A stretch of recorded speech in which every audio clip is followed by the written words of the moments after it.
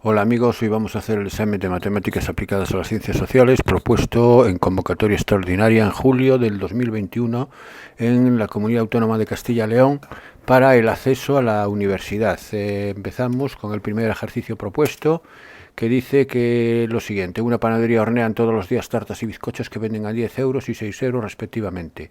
Para fabricar una tarta se necesitan 400 gramos de harina y 200 de azúcar, mientras que para un bizcocho 300 gramos de harina y 100 de azúcar.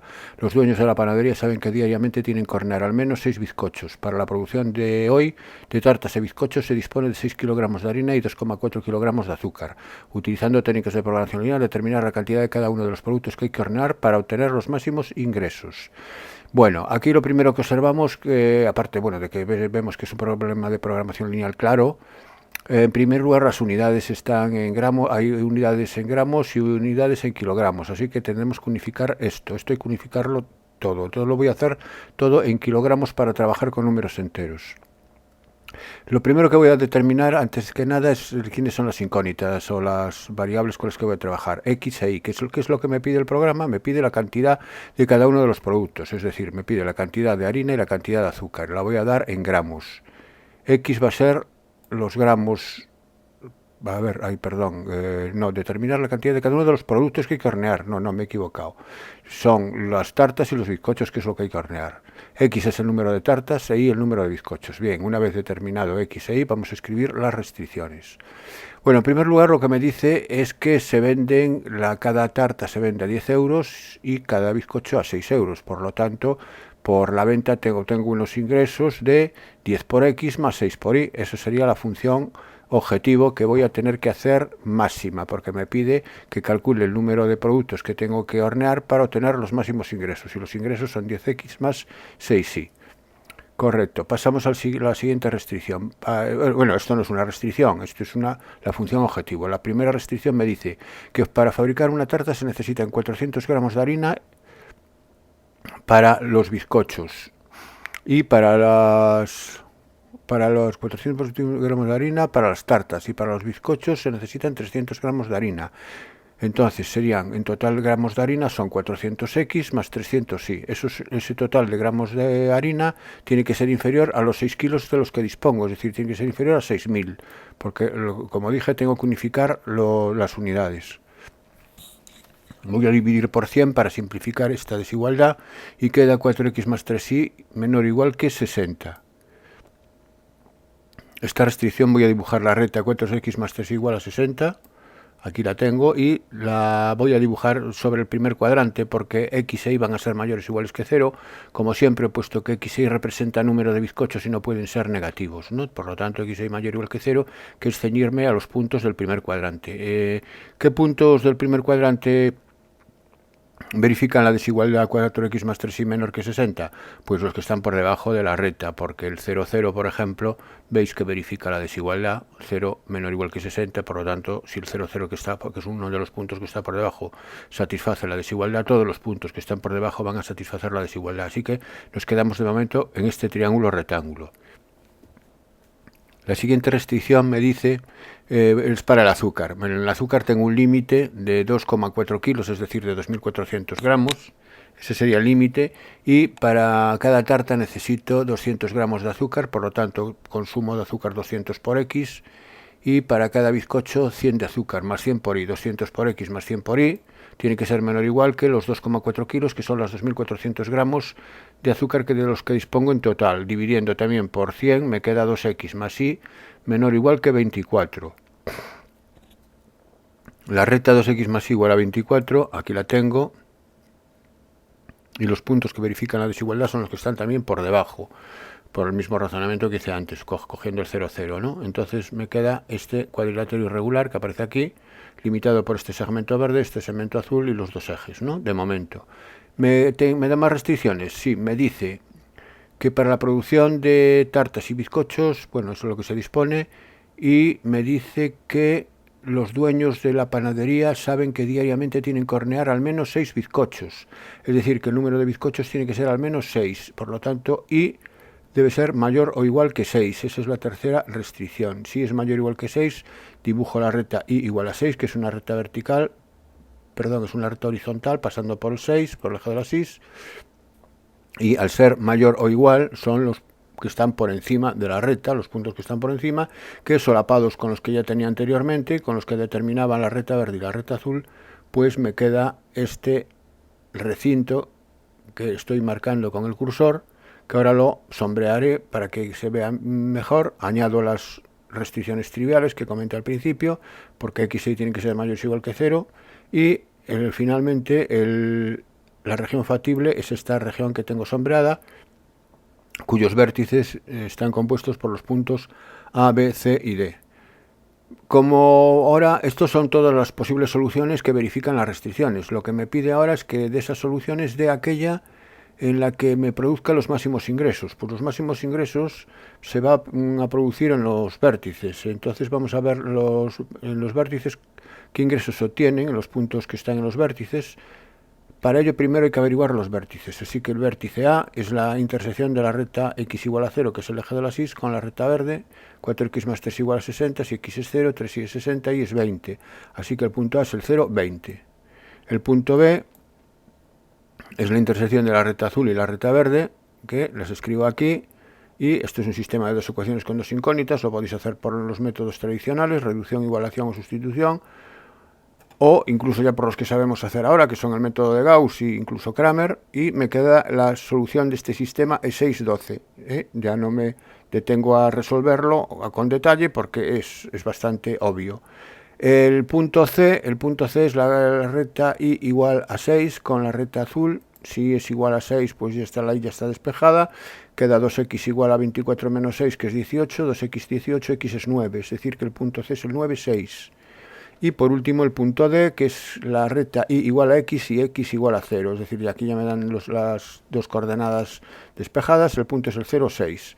Bueno, y ahora lo único que vamos a comprobar es cuánto valen los ingresos en esos puntos, en esas soluciones. Entonces, para IDEA, el ingreso es sustituir en la función objetivo, que la tengo aquí, que es 10x más 6y, sustituir x por 0 e y por 20, obteniendo que me da 120, 6 por 20, 120 euros.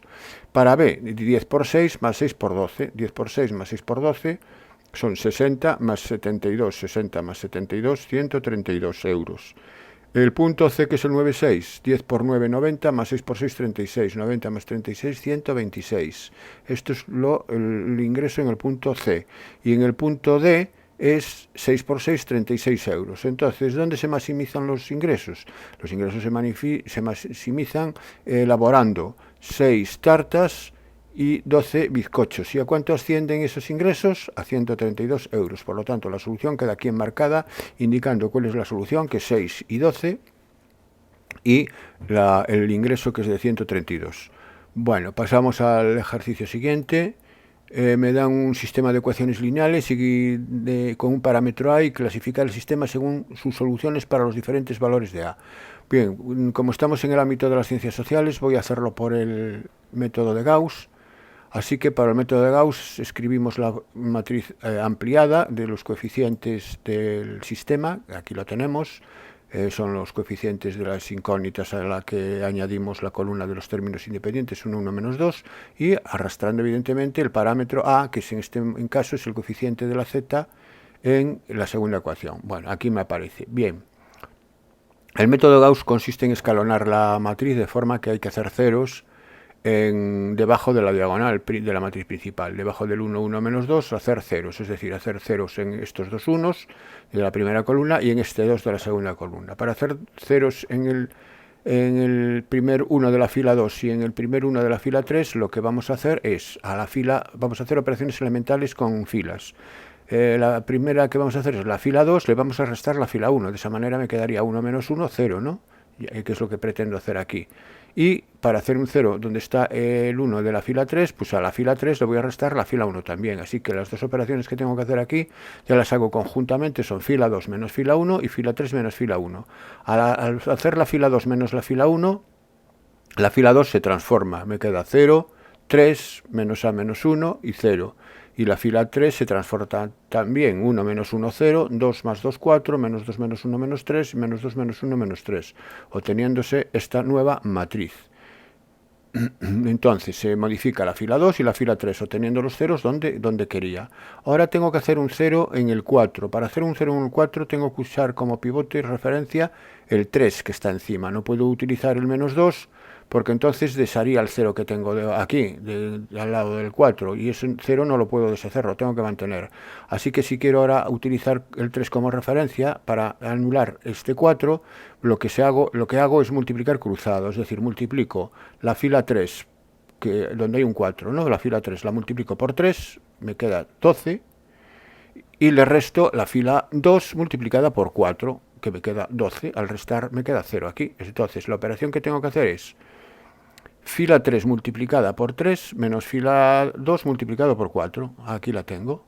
Y entonces ya me quedaría 3 por 4, 12, menos 4 por 3, 12. Aquí quedaría 3 por menos 3, menos 9, menos 9, menos 9, más 4a, más 4. Y eso quedaría 5 más 4a, si no me equivoco.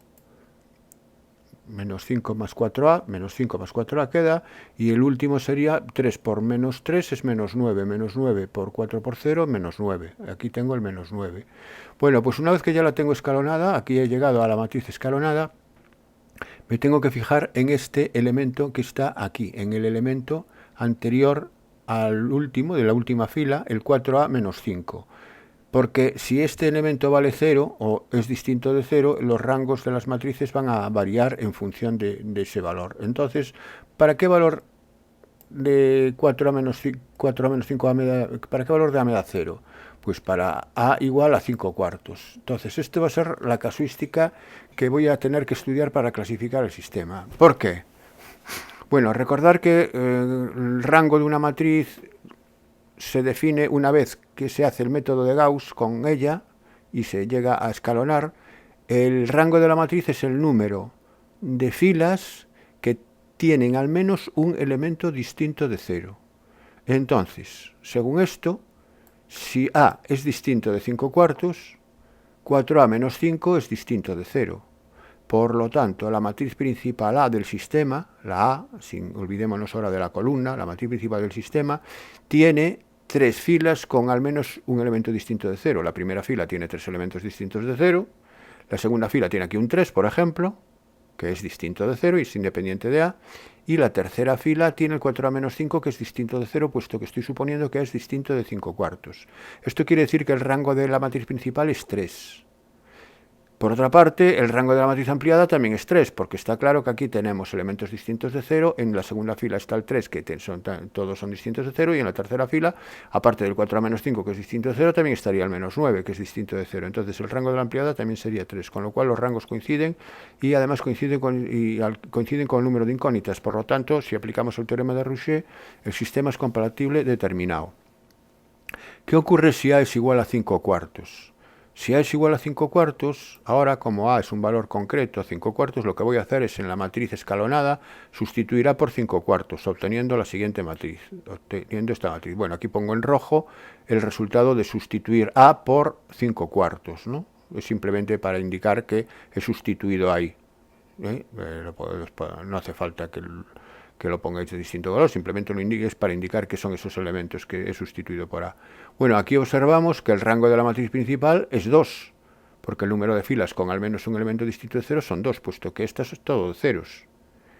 Y el rango de la ampliada, sin embargo, tiene el rango 3, porque aquí hay un menos 9 que me hace que la tercera fila tenga ese elemento distinto de 0. Entonces hay 3 filas con al menos un elemento distinto de 0, así que si el rango es 2 y el rango de la ampliada es 3, los rangos son distintos. Eso quiere decir, por el teorema de Rouchet, que el sistema es compatible e indeterminado. Perdón, que el sistema, si los rangos son distintos, el sistema es incompatible, es decir, que no tiene solución. Así que ya queda el sistema clasificado en función de A. Y por último me piden que lo resuelva para igual a 1. Bueno, pues para resolverlo, lo único para igual a 1, pues está claro que estoy en el caso primero, en el caso distinto de 5 cuartos, va a tener solución única, el sistema es compatible determinado, y lo que para igual a 1, lo único que hago es sustituir ahora A por 1 en la matriz escalonada, en la matriz final, y ya lo hago de forma inmediata por Gauss, es decir, tengo la matriz, sustituyo la A por 1 y obtengo estos dos valores aquí, menos 2 menos 1, el resto evidentemente son iguales, eso no varía. ¿Y qué ecuaciones me determinan ahora las filas? A ver, la última, empezamos siempre por la última, que es la más sencilla. La última fila me determina la ecuación menos z igual a menos 9. Si menos z es igual a menos 9, z es igual a 9, ya está resuelto. Ahora para Yarí subo a la segunda fila, voy ascendiendo y me queda 3i menos 2z igual a 0. Si 3i menos 2z es igual a 0, como z era 9, queda 3i menos 18 igual a 0, de donde 3i es igual a 18 y por tanto i es igual a 6. Y para hallar x subo a la primera fila, que sería x menos 2i más z igual a 1. Si x menos 2i más z es igual a 1, como i era 6 y z era 9, aquí queda x menos 2 por 6 menos 12 más 9, menos 12 más 9, menos 3, que pasa sumando al 1. X me va a dar 4. Y ya tengo la solución del sistema para a igual a 1. Entonces, para cualquier valor de a que no sea 5 cuartos, lo puedo resolver fácilmente sustituyendo ese valor en la matriz escalonada y haciendo despejando las incógnitas de esta manera. De manera muy sencilla. Bueno, pasamos al siguiente ejercicio. Se considera la función, me dan una función definida a trozos, donde el primer trozo es una rama de parábola para x menor que 1, entonces sabemos que ahí es siempre continuo y derivable para los x menores que 1. Para los mayores que 1 es una función algebraica donde la x se anula, pero no se anula en 0, pero no se anula en el dominio de definición particular de esa función, porque está definida para los x mayores que 1, por lo tanto el 0 no supondría ningún problema, así que la función también es continua y derivable para todos los x mayores que 1, y el problema estaría en todo caso en el 1, que es el punto de cambio. Entonces lo que me piden en el apartado A es que determine el valor de b para que la función sea continua. Bueno, pues lo que acabamos de decir, para que sea continua tenemos que ver que la función es continua en 1, tenemos que hacerla continua en 1 porque en el resto ya lo va a ser, ¿no? Entonces, para que una función sea continua en un punto, tiene que verificarse que la imagen de la función en el punto, en este caso f de 1, coincide con el límite cuando x tiende al punto de la función, es decir, cuando x tiende a 1 de f de x. Entonces vamos a ver quién es f de 1. f de 1 toma los valores en 4 menos x al cuadrado, que es 4 menos 1, 3. f de 1 es 3. Y el límite cuando x tiende a 1 de la función hay que verlo.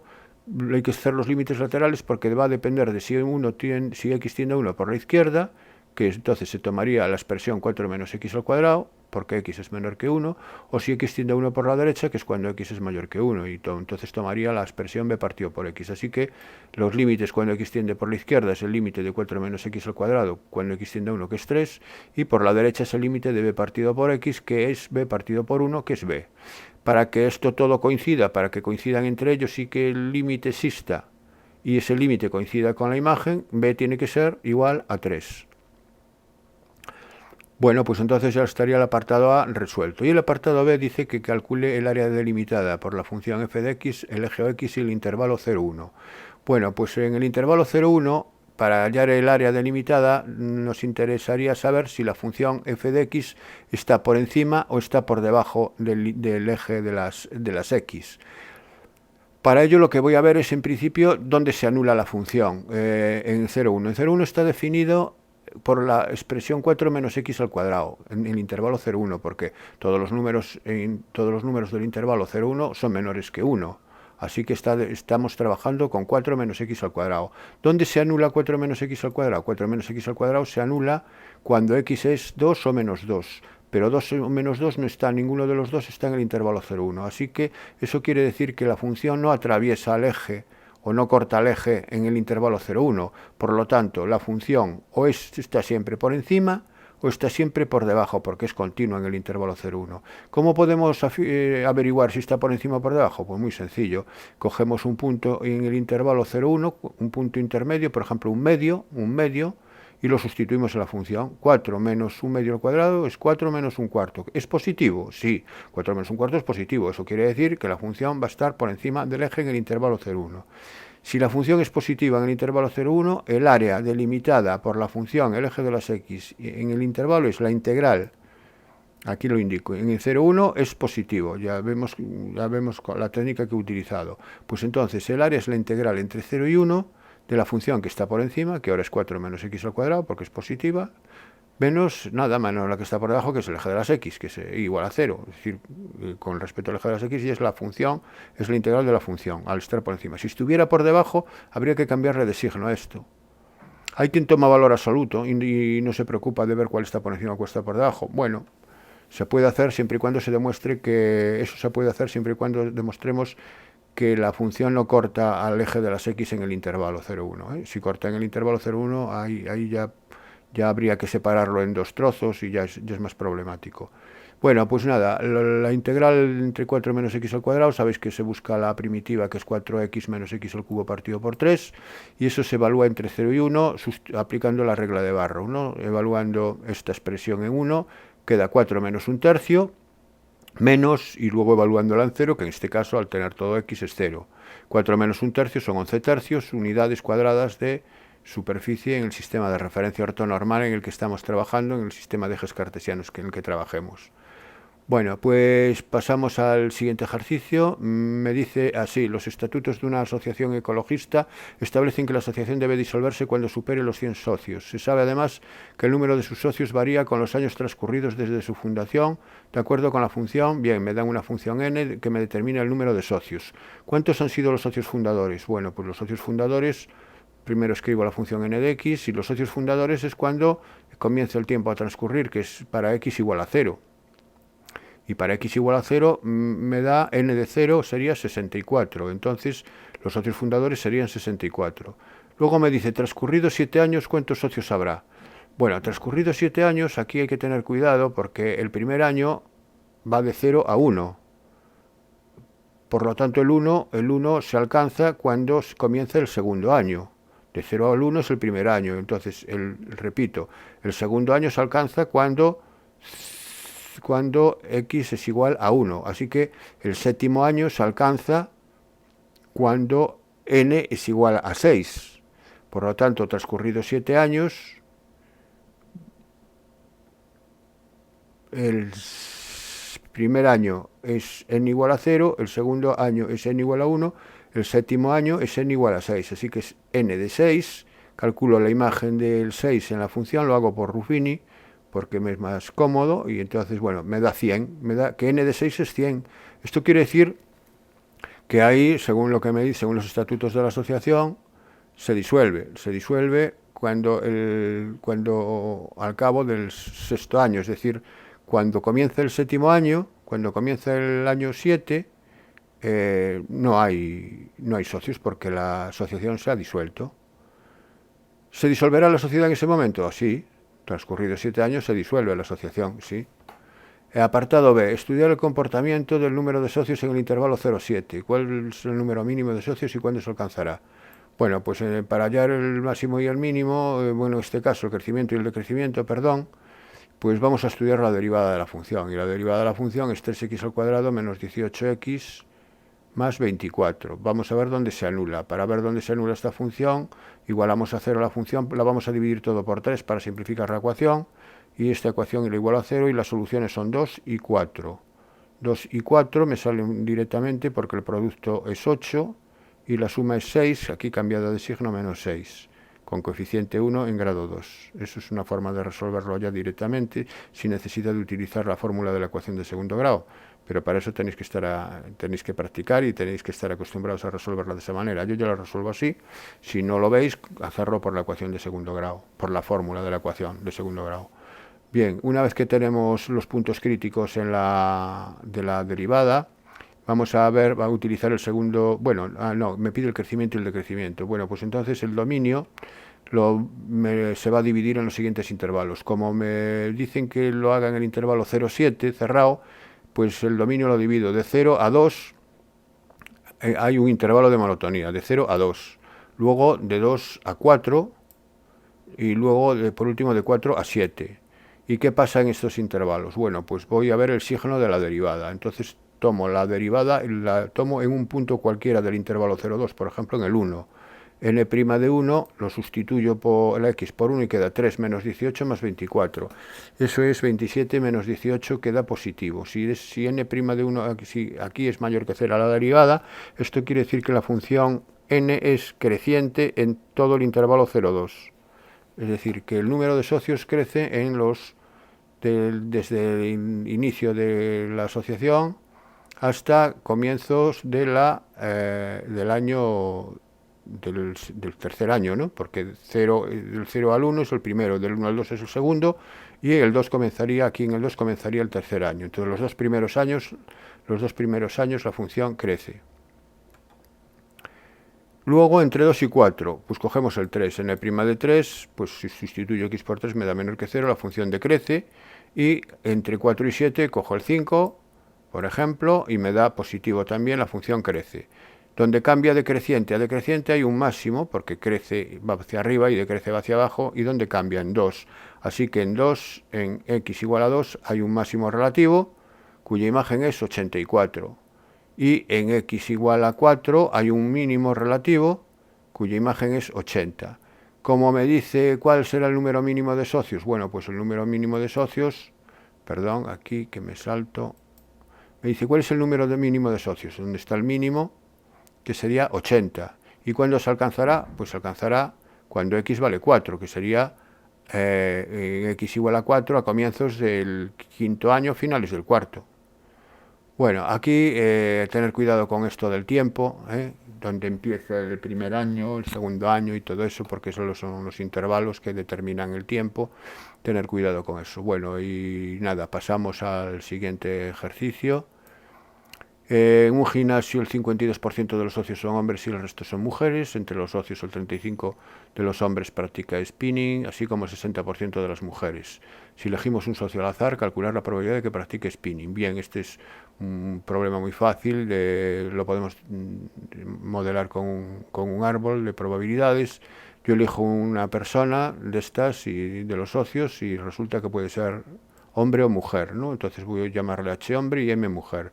¿Con qué probabilidad? Pues la probabilidad de ser hombre es 0,52, porque es el 52% de hombres, y la probabilidad de ser mujer es el resto, 35%, 0,35, perdón.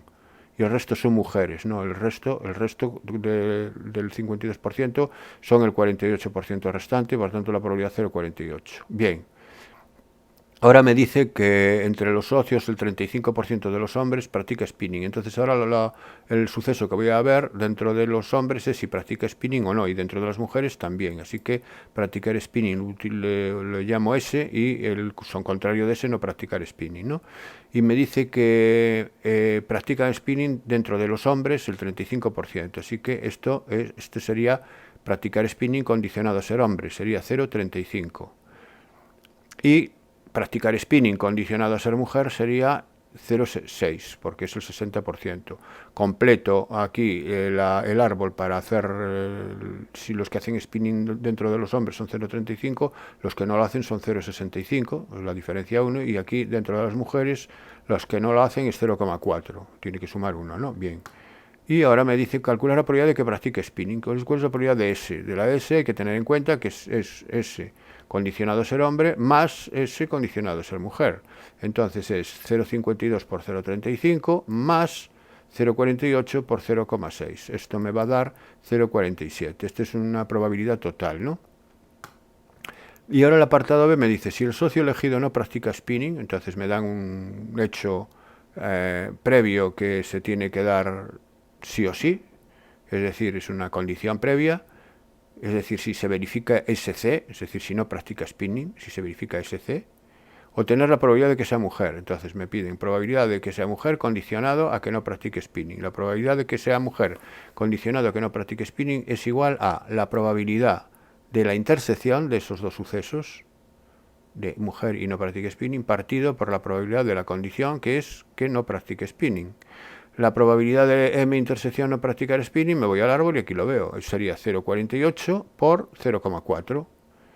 0,48 por 0,4, partido por la probabilidad de que no practique spinning. Bueno, la probabilidad de que no practique spinning es 1 menos 0,47, porque es el contrario de que practique. Así que me queda esto partido por 0,53. ¿De dónde sale este 0,53? Este 0,53 sale de 1 menos 0,47, porque es la probabilidad del suceso contrario. Bueno, y haciendo esta operación aquí, el resultado final es 0,3622. Bien, el siguiente ejercicio me dice así: el peso de la población adulta con sobrepeso sigue una distribución normal de media 120 y desviación típica 20 kilos. Además, a los individuos con un peso superior a 150 kilos se los considera individuos con riesgo de desarrollar la enfermedad coronaria A. Bien, tengo una variable aleatoria que es el peso de la población adulta, que le voy a llamar X, y medido en kilogramos, y me dice que es una normal 120 y desviación típica 20. Y me pide, apartado A, qué porcentaje de la población de adultos con sobrepeso son individuos con riesgo de desarrollar la enfermedad coronaria A. Y en el enunciado me dice que los que son individuos con riesgo de desarrollar la enfermedad coronaria A son aquellos que pesan más de 150 kilos. Así que probabilidad de X mayor que 150 es lo que tengo que calcular y luego multiplicarlo por 100 porque me piden porcentaje. Si me pidieran probabilidad sería ya directamente lo que me dé aquí. Como me piden porcentaje sería el resultado que me dé aquí multiplicado por 100. Bien, para hallar esta probabilidad pasamos de X a Z a la normal tipificada para buscarlo luego en las tablas y tipificamos el 150 restándole 120 y dividiendo por 20. La X se convierte en Z, que es la normal tipificada 0,1, y la desigualdad de momento se conserva. 150 menos 120 es 30. 30 entre 20 son 3 medios. 3 medios es 1,5. Así que queda probabilidad de Z mayor que 1,5. Como la tabla de la normal tipificada de la función de distribución, que es la tabla que está publicada, me dan la probabilidad acumulada hasta los puntos Z, no puede ser probabilidad de Z mayor que 1,5, sino que me da la probabilidad me da la de los menores iguales. Tienen que ser menores o menores iguales. ¿Cómo paso de este suceso Z mayor que 1,5 al menor o menor igual? Pues por el suceso contrario. En este caso sería 1 menos la probabilidad del suceso contrario, pero el suceso contrario es probabilidad de Z menor o igual que 1,5. Y la probabilidad del Z menor o igual que 1,5 es la probabilidad acumulada hasta 1,5, que eso sí viene en la tabla, que es la función de distribución de la normal. Y entonces vamos a ver en la tabla cuál es el valor acumulado hasta 1,5 y vamos al Z aquí el 1,5, aquí lo tenemos en la columna del 0, puesto que no hay centésimas, y es 0,9332, ese es el valor que ahí me aparece. Entonces esto es igual a 1 menos 0,9332, cuyo resultado es 0,0668. Bien, yo aquí he dado la probabilidad. Realmente tengo que dar el porcentaje. El porcentaje es el 6,68%. Aquí no lo he hecho, pero ya os lo digo ahora verbalmente, que esa sería la solución final, 6,68%. Bien, apartado B. El apartado B me dice, si se elige una muestra aleatoria de 20 adultos con sobrepeso, es decir, ahora tengo que me dan una muestra de 20 adultos, n igual a 20. Y me pide calcular la probabilidad de que la media del peso de la muestra esté entre 110 kilogramos y 125. Bien, si X es una distribución normal, la media muestral de esa variable aleatoria para n igual a 20, en este caso, es una normal cuya media se conserva, es 120, pero la desviación típica es 20, que es la desviación típica de X, del original, partido por la raíz de n, en este caso 20 partido por raíz de 20. Así que la media muestral, que es de lo que me habla aquí, la media del peso de la muestra, la media muestral, es una normal 120 y desviación típica 20 partido raíz de 20. Hago esta operación, 20 partido por raíz de 20 es raíz de 20, y la raíz de 20 es 4 y pico, exactamente 4,47,2. Entonces tengo que utilizar ahora esta media, 120, y esta desviación típica a la hora de tipificar la X media, esta variable, porque lo que me piden es la probabilidad de que la media muestral esté comprendida entre 110 y 125. Así que al tipificar el 110, divido entre 120 y divido entre 4,472. Y la media muestral se transforma en Z. Ahora sí es un problema de normal. Y el 125 le resta 120 y lo divido por la desviación típica 4,472, obteniendo estos valores. Bueno, aquí he aproximado hasta las milésimas. Como en la tabla me viene hasta las centésimas, lo que voy a hacer es redondear. Aquí en vez de 2,23,6 voy a poner 24 y aquí en vez de 118 voy a poner 12. Voy a redondear por exceso porque aquí hay un 8 y aquí también porque hay un 6. Si fuera inferior a 4 o a 5 lo redondearía por defecto. Bien, entonces me queda probabilidad de Z menor que 1,12 menos la probabilidad de Z menor que menos 2,24, pero como es un valor negativo, sabemos que es 1 menos, el negativo es 1 menos la probabilidad de z menor que el valor positivo correspondiente. Entonces, esto quedaría menos 1 menos probabilidad de z menor que 2,24. Bueno, pues vamos a ver quién es 1,12 y quién es 2,24. ¿Qué valores de probabilidad acumulada tenemos para esos valores? Pues tenemos, vamos aquí, 1,12 es 1,1 en la columna del 2, es 0,8686 y 2,24 es 2,2 en la columna del 4, que es 0,9875. Bueno, pues es sustituir aquí 0,8686 para el 1,12 y 0,9875 para el 2,24. Y ya quitando paréntesis me queda menos 1 y aquí me queda más, ¿no? Bueno, haciendo esta suma y restándole 1, finalmente me queda esa probabilidad, que es lo que me piden en el ejercicio. ¿Cuál es la probabilidad de que la media del peso de la muestra esté entre 110 y 125? Bien, y pasamos entonces ya al final de la prueba, que me proponen elegir una de estas tres cuestiones. Evidentemente, bueno, yo voy a hacer las tres, como he hecho todos los problemas también propuestos.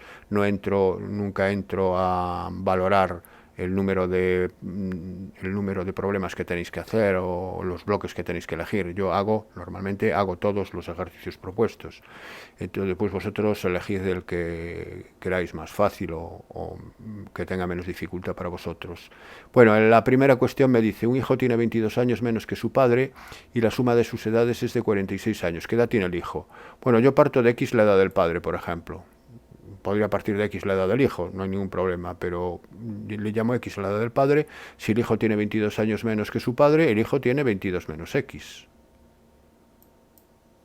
Perdón, acabo de meter la pata.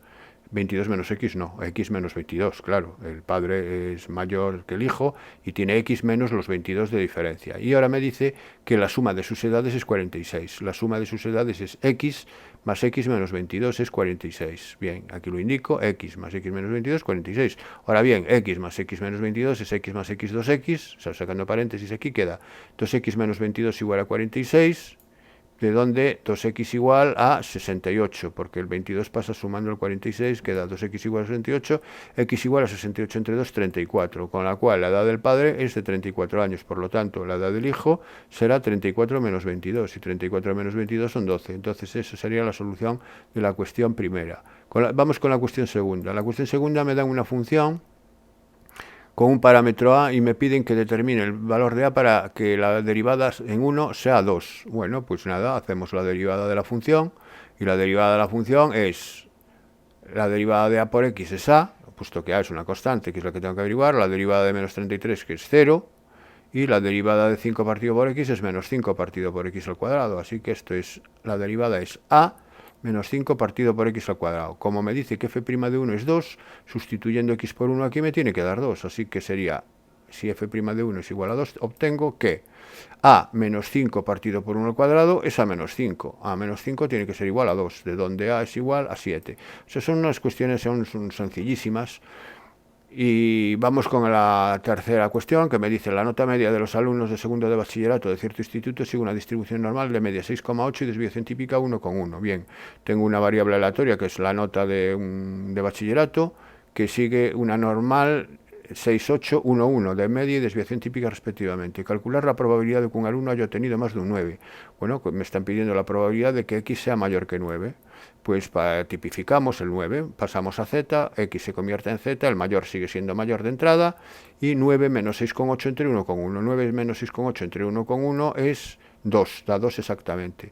Y la probabilidad de z mayor que 2 no viene en la tabla viene siempre los valores de z menor o menor igual que el valor numérico. Así que, porque me dan probabilidades acumuladas, así que tengo que pasar este mayor a un menor o menor igual. Y esto se hace por el suceso contrario, es 1 menos la probabilidad de z menor o igual que 2.